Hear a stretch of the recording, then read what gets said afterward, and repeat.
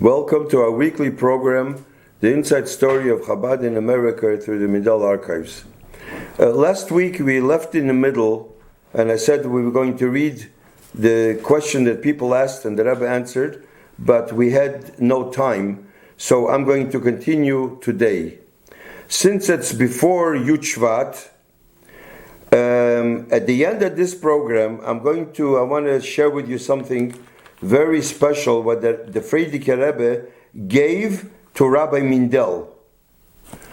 That will be in the end of this program. So, last week we read about the speech that Rabbi Mindel gave. He introduced Rabbi Meir Greenberg, and we see how the Frierdiker Rebbe and the Rebbe, every Jew is important, every Jew, the Tmim is the kite of American Jews. But on the other hand, the Rebbe was strong. There's a Shulchan Aruch, and there's certain things that you have to tell the people that are not religious that they have to keep Shabbos, and they're not allowed to carry pocketbooks or whatever, the Frierdiker Rebbe, when he came to America. So here, I'm going to share with you a letter from the Rebbe, that somebody from Russia asked the Rebbe, since they're going to Fabring, so number one, the question was about drinking wine. I'll tell you soon in a minute. And also about men and women learning together Mishnayos. That was the question. This is the middle of a letter, and I'm going to read to you the question. This is from the Rebbe.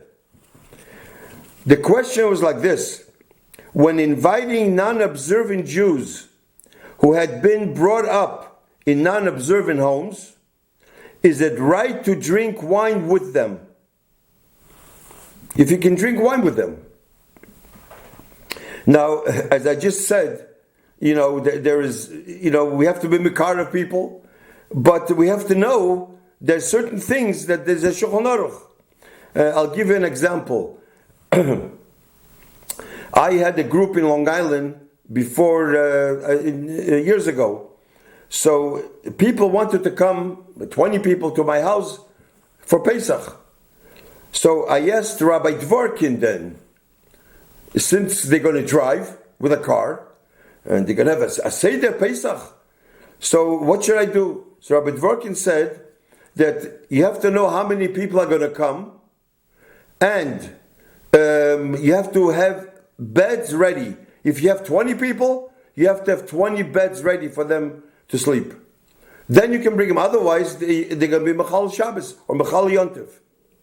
So, and I told him. I said, I would like you to come, but the Rav told me that I have to have beds. I don't have 20 beds. So he says I should give him matzah before. Let him have matzah, whatever, when it comes to the kazai's matzah. But when you can't, you can't. So this is Bechlal, even though I wanted them for the Seder, but certain things you can't do. There's another telegram, I think, and I'm going to, from the Rebbe, that somebody asked about Kiyah Shofar. He could be Mekarev. He says if he brings them over, and if it's a Yontif, not Shabbos, if they can come by car. The Rebbe was very upset that he even asked them the question. It's very, very important. You have to be Mekarev, but you have to know that certain things that there's halacha. So here is the question about drinking wine together with people that are not Shomer Shabbos, they're not from. So the Rebbe answers like this.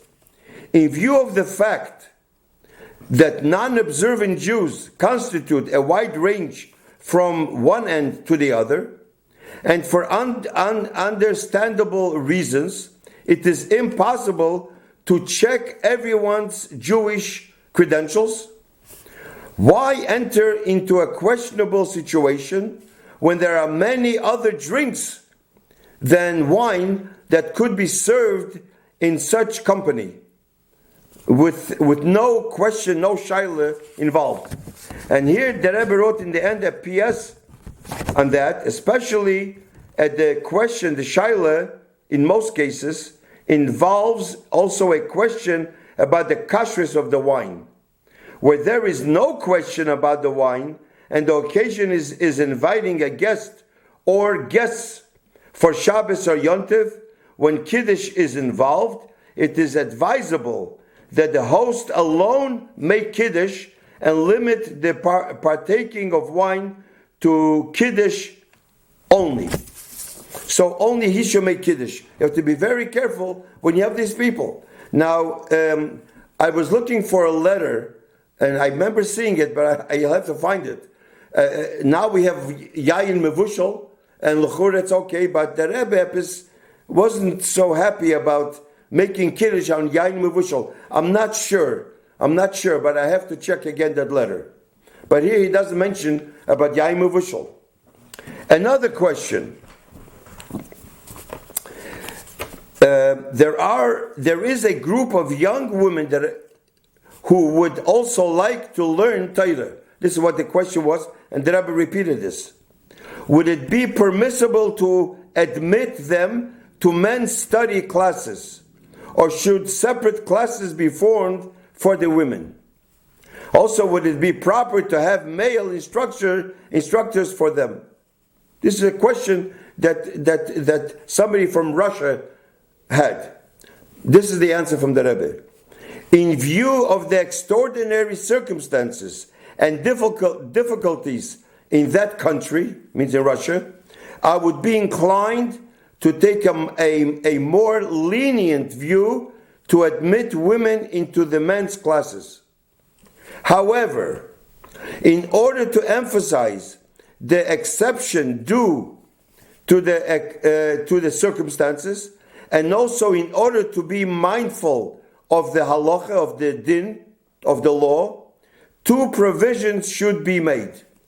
Number one, to teach in a co-ed class such subjects as are incumbent also on women, such as the basic of our faith, love, and fear of God, prayer, and the like, subjects that are dealt with in Chassidus.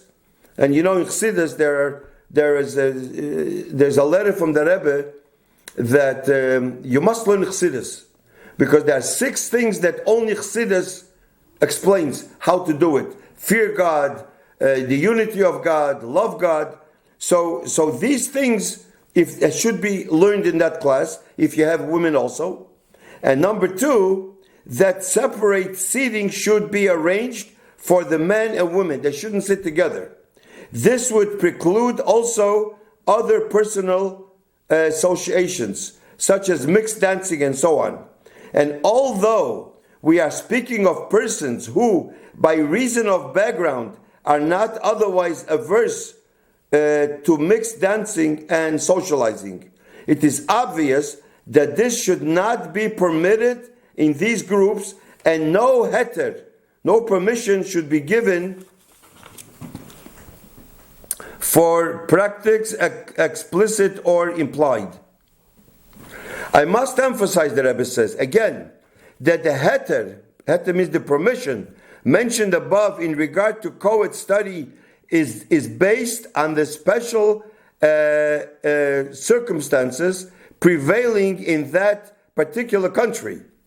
There being no other way to save them from assimilation and intermarriage. It should in no way, and the Rebbe underlined twice, in no way serve as a precedent for other countries where those circumstances do not prevail, nor continue even in that same country when the situation improves sufficiently not to have courses in that heter. Okay, I can read that. Turning to the rest of your letter, I will remember in praying those you mentioned when visiting the holy resting place of my father-in-law, saintly memory, whose concern for his fellow Jews, particularly in that country, knew no bounds to the point of self-sacrifice, and as our sages of the Talmud tell us, the shepherds of our Jewish people do not forsake their flock even after their histalkos, after they're passing away, and continue to intercede on high in their behalf. And then another paragraph is not important now, but the Rebbe signs his name. So now I want to share with you something, since it's before Yud Shvat, and I thought I would share this with you. I don't know if you can see it or you can, but this I have here. In 1949, when the Frierdiker Rebbe, the citizen, he became a citizen, and they came to 770. So the Frierdiker Rebbe asked the Rabbi Mindel. The Frierdiker Rebbe couldn't speak. It was hard for him to speak. So he wrote down every single prat, every detail, how it should be in by the citizens, who should come, who not should come, and if they made already arrangements to come, and the fake Rebbe didn't want certain people to be there, he says, let's change. The Rabbi Mindel should change the appointment. It's very, very, very, very detailed. And he wrote down in here. This is, I don't think you can. This is what the fake Rebbe was holding. On both sides, he wrote on both sides. I don't think you can see it. These papers. Also, he wrote here. He gave him something, instructions about the Nesiya travel of Ben Zion Shem Tov. This is all about that, and it's on both sides. The Frierdiker Rebbe even signed his name right here. Also, this is all the Frierdiker Rebbe's writing he gave him. It's all little notes. This is not regular paper. These are papers like little cover papers. He told him over here. He gave him instructions about Russian Jews, about giving them matzah. Also, Chicago. He wrote a whole thing about Chicago. You know, the Frierdiker Rebbe was in Chicago in 1942, I think, when Rebbetzin Stern, when his mother, Rebbetzin Stern, passed away. Here I have a picture of Rebbetzin Stern, what Manya gave me. This is Rebbetzin Stern. This is the Frierdiker Rebbe's mother, and this is Manya. This I gave once to Neshei Chabad. This picture, this original of Rebbetzin Stern and Manya, the nurse. So here the Frierdiker Rebbe wrote. This is about his brother. Here it says also about the Russian Jews. He gave him instructions. This is in 1949, and he wrote why he's wearing a shtreimel. You know, the Frierdiker Rebbe wore a shtreimel. The week never wore a shtreimel except twice. When he came to America in 1940, he asked the Rabbi Mindel, should he put a shtreimel? He said, yeah. And also by the citizen papers, the Frierdiker Rebbe wore a shtreimel. So here, these are all instructions. This is all the Frierdiker Rebbe's handwriting. All these papers. And he gave it to Rabbi Mindel. Oh, also, I don't know why. It says here, the one time the Frierdiker Rebbe didn't verbring Yutas Kislev. And in honor of Yutas Kislev, and he explained why he didn't verbring that Yutas Kislev. And this is another thing here. This is about the yeshiva he wrote to him. Mamish, 49, a few months before he passed away. And he also has over here instructions about Manya, and also about the Rebbetzin, Chamushke, and also about the Rebbetzin, the Alter Rebbetzin, the Rebbetzin Chamedine. Also about the UN, he wrote over here. He all gave it to Rabbi Mindel, and this sentence before Yutzvat, I never shared this with you. These are all you have to get together. This is a lot of things over here. So I thought I would share this with you. What he gave this to Rabbi Mindel because the Rebbe fake Rebbe couldn't speak. Anyways, so Yimei Hashem, next week we will continue our weekly program, and Vakitzu Varan Sheikh Neofer, since it's next week is Yutzvat, and we should be zeicher to see the Rebbe, the Frierdiker Rebbe, Bekorev Mamesh Hayidei Mashiach Tzidkeinu.